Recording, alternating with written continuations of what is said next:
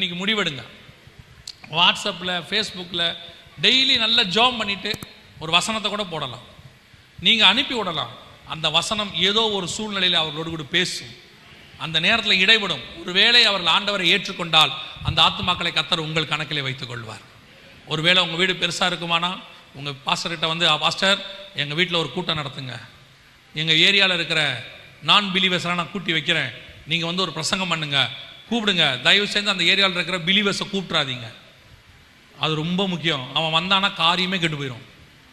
அவன் வந்து வெட்டி கதை அடிச்சுட்டு நீ போடுற சிக்கனையும் கறி குழம்பையும் தின்னுபிட்டு ரொம்ப நல்லா இல்லை, கொஞ்சம் சுமாராக தான் அனுப்பிச்சிட்டு போயிடுவான். இந்த வயலெல்லாம் கூப்பிடவே கூப்பிடாதீங்க. நல்ல நான் பிலீவர் ஒரு 10 பேரை மட்டும் கூப்பிடுங்க, உட்கார வைங்க, உங்கள் சபையிலேருந்து ஊழியக்காரங்களை வர வைங்க. ஒரு அரை மணி நேரம் பிரசங்கம். அதில் ஒரு ஆத்மா கிடைத்தால் கூட அதை கர்த்தர் பரலோகத்தில் வைத்துக் கொள்வார். ஒவ்வொரு விசுவாசி வீடும் சுவிசேஷம் அறிவிக்கிற வீடாக மாறணும். ஒவ்வொரு வீடும் சபையாக மாறணும்.